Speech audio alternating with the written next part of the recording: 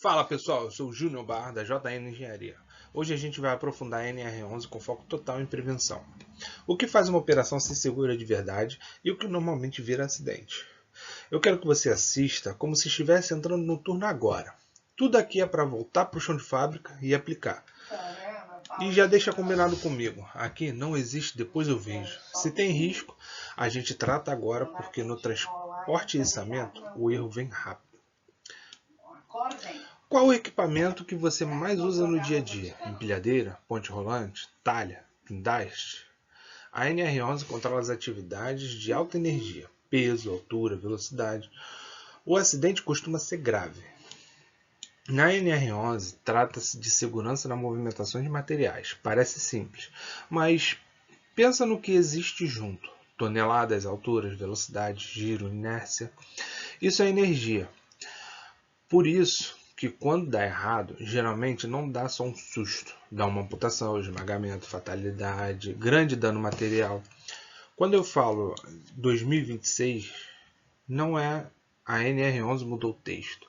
É que a cobrança hoje é evidenciada na integração com PGR, rastreabilidade e prevenção ativa. Vamos a um exemplo prático. Um pallet de 800 kg caindo a 4 metros não é um pallet. É uma queda com energia suficiente para atravessar um piso, destruir uma estrutura e tirar uma vida. Vamos ver o caminho do treinamento. Vamos tratar o seguinte, a aula vai ser como mapa. Vai ser a norma, PGR, equipamento de risco com barreiras, evidências e consequências. A gente vai entrar em camada. Primeiro, porque é a base legal. Depois, como a norma se conecta ao PGR da NR1. E em seguida, equipamentos e riscos. A partir daí, eu entro com o que mais evita acidentes. Barreiras físicas e administrativas, checklist, ring e 3 casos reais. No final, eu fecho com a consequência e responsabilidade, porque segurança não é do operador, é do sistema. Começando com por que a NR11 é tão crítica? NR11 reduz eventos de alto potencial, aplica-se pela atividade. A NR11 é uma das normas que mais aparece quando você tem operação logística de pátio e içamento. Ela define requisitos mínimos de segurança. É aqui que uma frase que eu quero que você leve. A NR11 se aplica pela atividade. Não é minha empresa é pequena, minha empilhadeira é antiga, é só um deslocamento rápido.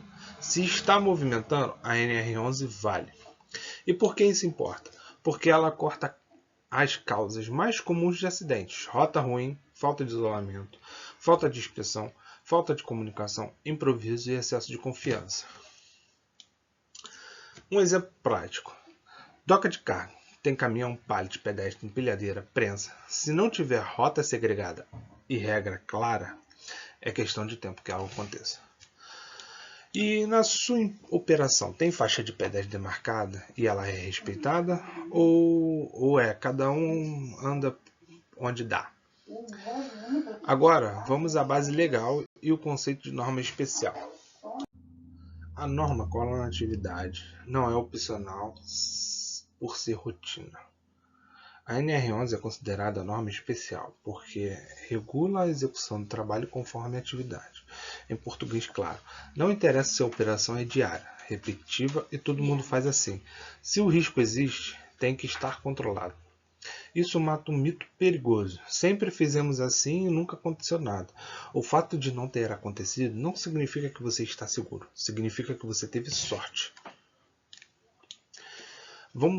Vamos a um exemplo prático aqui nesse contexto. Sair com a empilhadeira com um garfo alto para não bater no chão. Pode parecer normal, mas numa freagem a carga desestabiliza.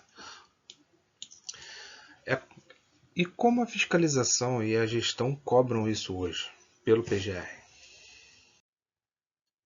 Risco NR11 precisa estar no PGR. Controles devem seguir hierarquia. Hoje a NR11 precisa conversar com o GRO e o PGR para a NR1. Isso significa que os riscos têm que estar identificados, avaliados e controlados e definidos. Aqui entra uma hierarquia: eliminar o risco quando dá, depois EPC, depois controles administrativos, depois EPI. A NR11 se conecta com as outras normas. Vou citar a mais comum, a NR6, EPI adequado, NR12, proteções contra transportes e pontos de esmagamento, e NR17, ergonomia e manuseio manual. Ponto crucial para 2026. Evidência. Não basta dizer tem treinamento. Tem que ter registro e rastreabilidade.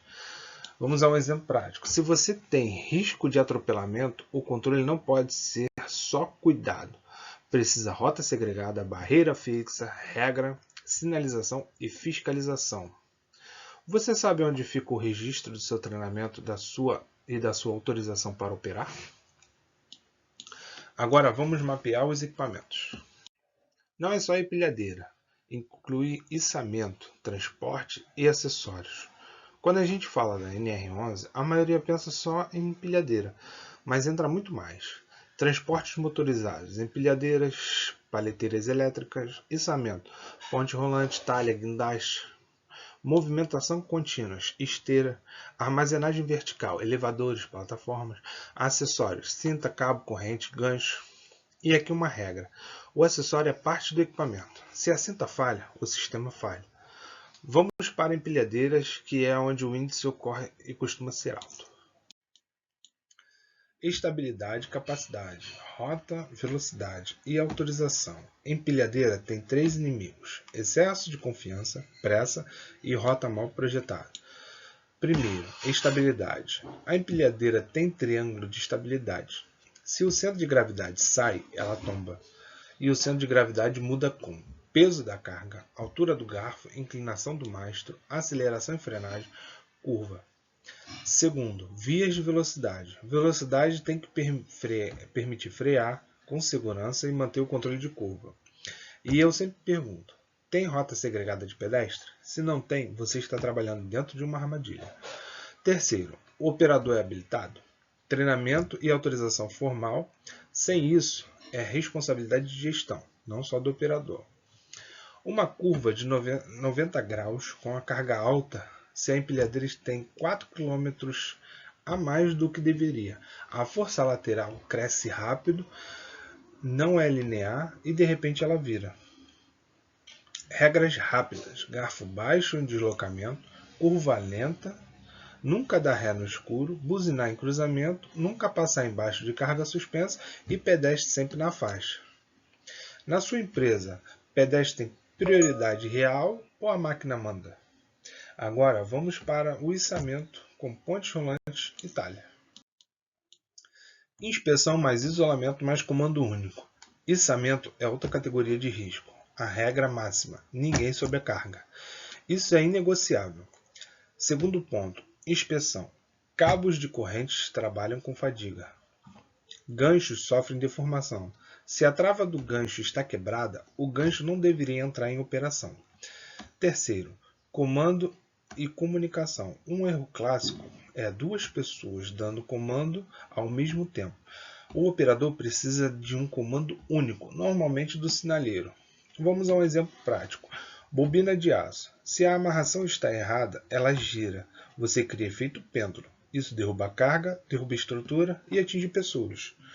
Você já viu alguém passar rapidinho por debaixo da carga? Isso é desvio grave. Guindastes e muque. Aqui entra o risco do solo, o vento e da rede elétrica. Patolamento ou solo. Clima, rede elétrica, zona de exclusão. Guindaste é muito sensível à condição de operação. Patolamento. Não basta abrir a patola. Tem que usar o calço ou berço para a distribuição de carga no solo. Solo cede, guindaste cai. Clima. Evento muda tudo.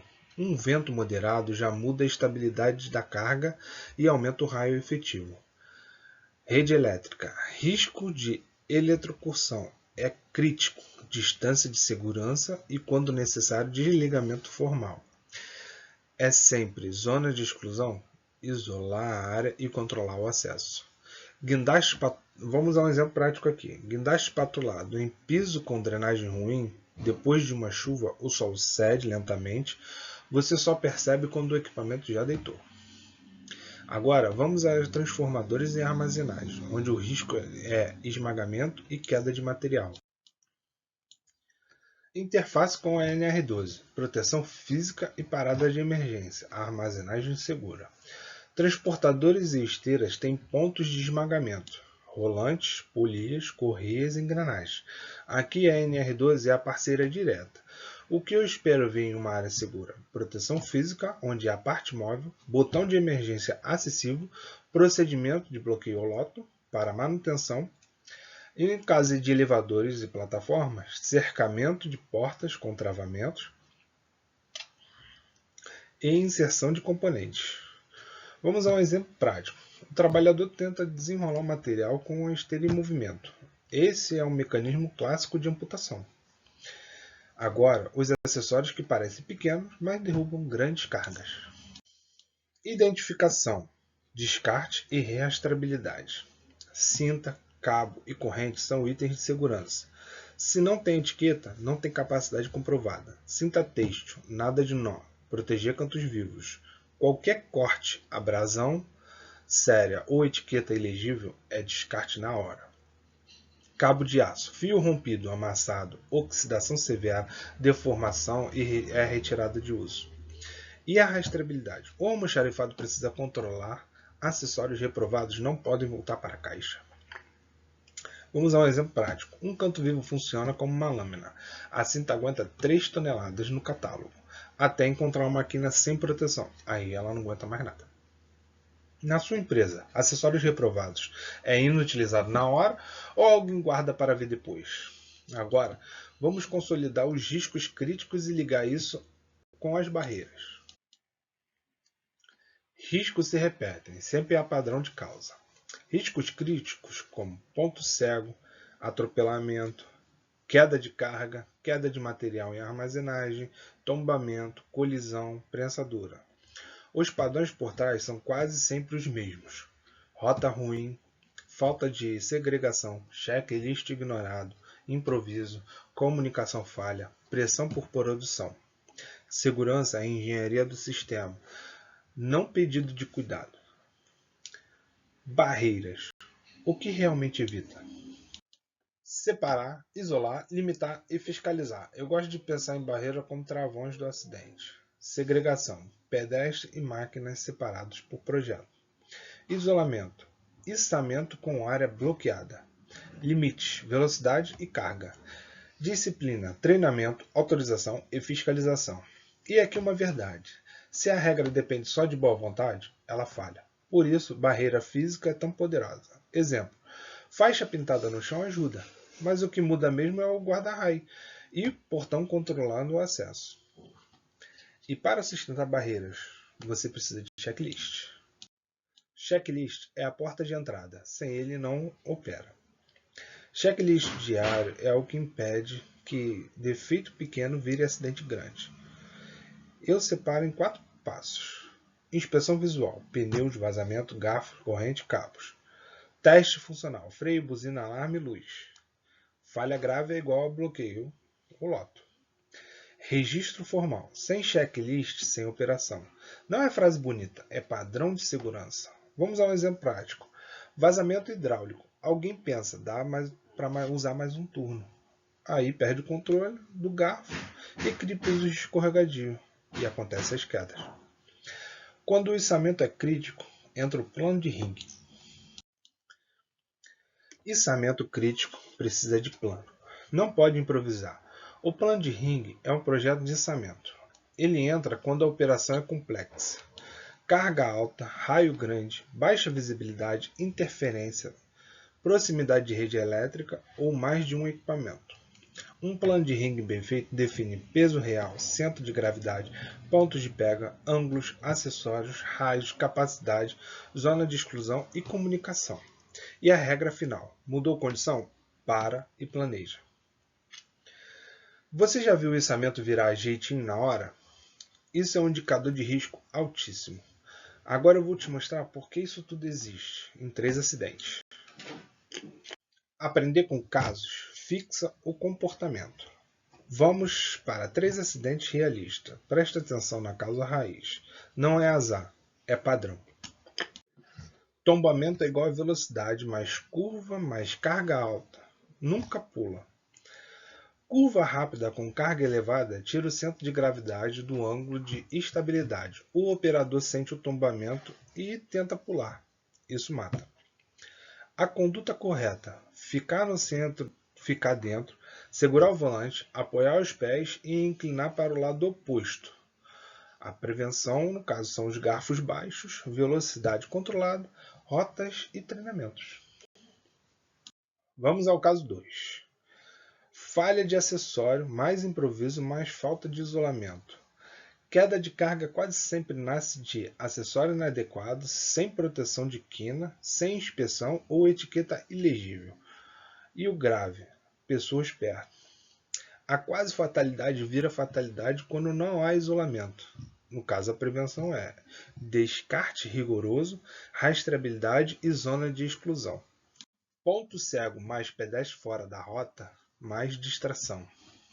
Atropelamento é a tragédia anunciada quando o pátio é misto. A máquina tem ponto cego e o pedestre invade a área proibida. O que evita? Projeto de rota. Faixa, barreiras fixas, portões, espelhos e regra de contato visual antes de se aproximar.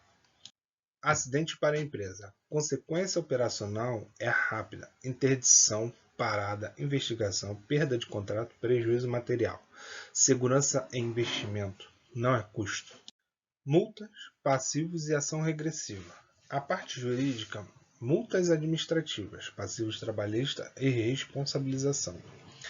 E existe a ação regressiva acidentária. Quando fica provado que houve negligência, pode haver cobrança de ressarcimento dos custos previdenciários. Por isso, evidência é essencial: treinamento, autorização, checklist, rastreabilidade e PGR atualizado. Sistema de responsabilidade: direção, liderança, operação. Responsabilidade é pirâmide.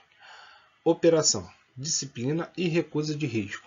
Liderança: fiscalização, rotina e bloqueio de improviso. Direção: recurso, prioridade e cultura. Se a direção premia só a produção, a cultura mata a segurança. Se a liderança não fiscaliza, a regra vira papel. Se o operador não cumpre, o risco explode no chão. Tecnologia mais disciplina é igual a prevenção ativa. Boas práticas de 2026. Telemetria de empilhadeiras, geofacing, sensores, checklists digitais com bloqueios, indicadores. A tecnologia serve para impedir que o erro humano vire acidente, mas ela só funciona com disciplina, manutenção e liderança.